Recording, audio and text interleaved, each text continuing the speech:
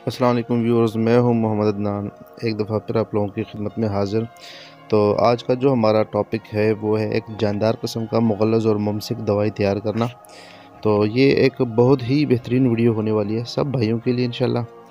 और उम्मीद करता हूं कि आज की वीडियो आपको काफ़ी ज़्यादा पसंद आएगी। इसके जो कुछ फ़वाइद मैं आपको पहले से बता दूँ।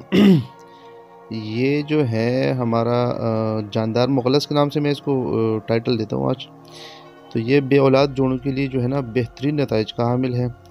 एहतिलाम, जरियान, ज़कावत हिस्स और मुक़व्वी बाह और मादा मनविया पैदा करने में बेहद ज़्यादा कारगर है। जिनके जरासीम जिसको आमतौर पर जरासीम लोग बोलते हैं, तो स्पर्म्स जिनके कम है उनके लिए तो बहुत ज़्यादा ज़रूरी है ये, ठीक है। और उनको ये बहुत ज़्यादा ज़रूर इस्तेमाल करना चाहिए, उनको ये उनके बहुत ज़्यादा काम आने वाला है। इसके अलावा ये इमसाक भी पैदा करेगा और सूरत इंज़ाल का ख़ात्मा करके पट्टों को ताकत भी देगा। मुक़व्वी बाह है, जिस्म को फ़रबा करेगा। और औरतों के लिए भी इसका इस्तेमाल बहुत ज़्यादा ज़रूरी है, क्योंकि इससे उनकी दूध जो सलाहियत है दूध देने वाली उनमें इजाफ़ा होगा। और गर्मी खुश्की और खुश्की गर्मी की वजह से तो जो रहम में सोजिश होती है उनका ख़ात्मा करेगा इंशाल्लाह। और माहवारी को इत्दाल पे लाएगा। उन जिन औरतों के शादी का साइज़ कम होता है या फिर ढीलापन आ चुका है उसमें, तो उनको इन मसाइल से इंशाल्लाह छुड़वा लेगा। दुबली पतली औरतें इसके इस्तेमाल से मोटी हो जाती हैं इंशाल्लाह, और उनमें बच्चा पैदा करने वाली सलाहियत पैदा हो जाती है। और हकीकत मानों में अगर मैं बताऊं कि ये एक मर्द को मुकम्मल मर्द और एक औरत को मुकम्मल औरत बना देगी इंशाल्लाह। तो जनाब, इस नुस्खे में हमें टोटल 13 आइटम्स की ज़रूरत पड़ेगी, जिसमें से सबसे जो पहला नंबर आइटम है वो है सालिब मिस्री। ये हमें सिर्फ 50 ग्राम चाहिए होगा। और ये चूँकि आपको पहले से पता है कि ये थोड़ी ब्रेटल टाइप होती है, हार्ड भी होती है और ब्रेटल भी होती है। तो इसको अगर आप पहले किसी कपड़े वगैरह में रख के इसको कूट लें और उसको जितना फ़ाइन पाउडर बना सकते हैं बनाएं, क्योंकि ये ग्राइंडर में ना आपको फिर भी ये इतना ज़्यादा फ़ाइन ग्राइंडिंग की हालत में नहीं मिलेगा। लिहाजा बेहतर यही होगा कि आप इसको किसी कपड़े वगैरह में कूट के फिर उसके बाद शामिल कर लें। दूसरे नंबर पे जो हमें चीज़ चाहिए है वो है सालिब पंजा। ये भी हमें सिर्फ 50 ग्राम ही चाहिए। ये भी थोड़ी ब्रिटल टाइप है, लेकिन ये थोड़ी इससे सॉफ्ट है, इससे ये थोड़ी सी बेहतर है, ये जल्दी कूट जाएगी। आप जो है ना इसको आराम से कूट सकते हैं ग्राइंडर में। अगर आप इसको साथ मिलाए ना तो भी आपको ये मसला नहीं करेगा, ठीक है। इसके बाद से तीसरे नंबर पे हमें चाहिए इलायची, सब्ज़ इलायची चाय वाली। तो ये हमें चाहिए होगा 50 ग्राम।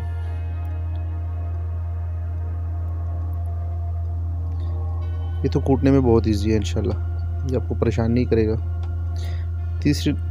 चौथे नंबर पे हमें चाहिए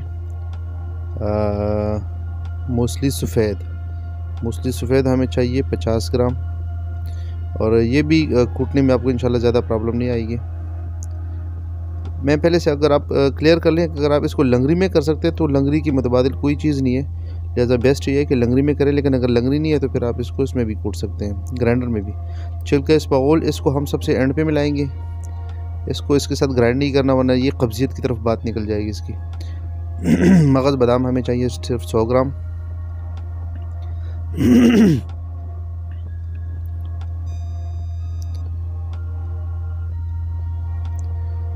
और ये है मगज़ ख़यारीन, ये भी हमें 100 ग्राम ही चाहिए।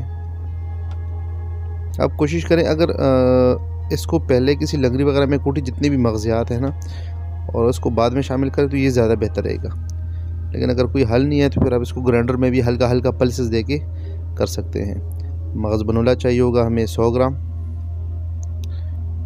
ये आपको सारी चीज़ें पंसार की दुकान से बड़ी इजीली मिल जाएंगी, लेकिन अगर आप किसी बड़े पंसार से लोगे तो उसकी कीमत में अच्छी खासी कमी आपको मिल सकती है। ये है मगज़ जिया पोता। ये चने की तरह के शेल्स में होता है, लेकिन ये बेसिकली जिया पोता ही है। इसकी मैं इंशाल्लाह आपको पिक्चर भी दिखाता हूँ। और ये है सतावर, ये हमें चाहिए होगा सिर्फ 100 ग्राम।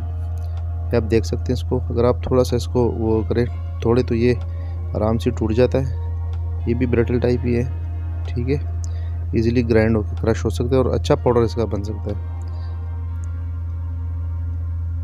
इसके बाद मगज़ अखरोट है, ये भी हमें चाहिए होगा सिर्फ 50 ग्राम। लेकिन इसमें आप अखरोट की मकदार थोड़ी बढ़ा सकते हैं, कोशिश करिए अखरोट मीठे वाला हो, ठीक है। और ये है जनाब अस्कंद नगोरी, ये हमें चाहिए होगा 100 ग्राम। बेहतर यही है कि आप असगंध नागौरी इंडिया वाली ले लें। अगर इंडिया वाली नहीं मिलती फिर आप पाकिस्तानी भी ले सकते हैं, इतना बड़ा इशू नहीं है इसमें। लेकिन वो जो है इंडिया वाली, उसकी क्वालिटी बाकी की निस्बत थोड़ी ज़्यादा बेहतर होती है, इसलिए बेस्ट तो यही है कि आप इंडिया वाली ले लें। इंडिया वाली की जो कीमत है वो आपको मिलेगी डबल पे ना, मतलब 2000 रुपये किलो। और ये जो बाकी पाकिस्तानी वगैरह है ना, तो ये आपको 1000 रुपये किलो तक भी मिल जाएगा। ठीक है, आपकी अपनी मर्ज़ी है कि आप इसको किस तरह एडजस्ट कर सकते हैं। इसके बाद आती है बारी कूज़ा मिस्री की। ये हमें सिर्फ 250 ग्राम चाहिए हमें। ये हमें चाहिए होगा सिर्फ 250 ग्राम। अच्छा, मिस्री में आप ना लेते वक्त एक एहतियात कीजिएगा कि जिस मिस्री में आपको तार मिले ना, सफ़ेद कलर का तार होता है इसमें, तो ये असली वाली और बेहतरीन मिस्री शुमार की जाती है। आपने ये वाली लेनी है, वो जो डलिया पड़ी हुई थी ना, वो आपने वो नहीं लेनी, आपने ये तार वाली मिस्री लेनी है। 250 ग्राम हमारे इस नुस्खे के लिए काफ़ी और शाफ़ी हो जाता है इंशाल्लाह। तो ये हमारे पास सारे अज्जा पूरी हो गए जिसको हमने सामने रखे हुए हैं। ये अगर आप गिनती के हिसाब से गिनना चाहें तो ये हमारे पास टोटल इंग्रेडिएंट्स 13 बनते हैं। ठीक है, और यही 13 आपके पास भी पूरे होने चाहिए, इनमें से एक भी चीज़ की कमी नहीं होनी चाहिए। तो इस नुस्खे के जितने भी वो हैं खुश्क अज्जा हैं वो आप पहले ग्राइंड कर लें, असगंध नागौरी वगैरह जितनी भी हैं, और मग़ज़ियात जितनी भी हैं जो आयल वाले हैं, ख़ुसूसी तौर पे आयल वाले, उसको आप बाद में शामिल करके हल्का हल्का ग्राइंड कीजिएगा, ताकि आपका पाउडर भी गर्म ना हो, और आपके मग़ज़ियात भी पूरी तरह जाके इसमें यकजा हो जाए। ठीक है, आपने बहुत ज़्यादा ध्यान रखना है इसमें, आपने सारी चीज़ें इकट्ठी नहीं ग्राइंड करनी। तेल वाले अज्जा मग़ज़ियात आपने बाद में ग्राइंड करने हैं, वो भी हल्के हल्के। इसके बाद आप कूज़ा मिस्री को कूट लें, और किसी लंगड़ी वगैरह में कूट के तो आप इसमें जो है ना पाउडर में इसको शामिल करें। तो कूज़ा मिस्री शामिल करने के बाद से आप इसको ग्राइंडर में डाल लें, और ग्राइंडर में आपने जो मगज़ अखरोट है वो आखिर में डालना है। ठीक है, तो मगज़ अखरोट आपने इसमें डाल दिया, और बड़े आराम से मोहब्बत के साथ प्यार के साथ आपने इसको ग्राइंड करना है। तो जब ये ग्राइंड होगा तो आपने इसको हीट अप नहीं करना, ये आप देख रहे हैं हल्के हल्के पल्सेस देके आपने इसको ग्राइंड करना है। ये इसकी ग्राइंडिंग की जान है, कूल ग्राइंडिंग इसकी जान है। अगर आप इसको मोहब्बत से ग्राइंड करेंगे तो ये जलेगा नहीं, इसका तेल ख़राब नहीं होगा, और इसके मग़ज़ियात की क्वालिटी हमेशा आपके पास A1 और फर्स्ट क्लास रहेगी। और आखिर में सबसे जो आखिरी वाला आइटम है वो है इसबगोल का छिलका। वो आपने सारी चीज़ें ग्राइंड करके हल्की हल्की ग्राइंड करके आपने बाद में उसमें इसबगोल का छिलका डालना है। अगर आप इसको इसबगोल के छिलके समेत ग्राइंड करोगे तो जो सहूलत ये पैदा करेगी वो ख़त्म हो जाएगी, और ये कब्ज़ियत की तरफ आपकी तरफ निकल जाएगी। ठीक है, तो ये बजाय सेहत को फ़ायदा देने के ये नुकसान की तरफ चले जाएगा।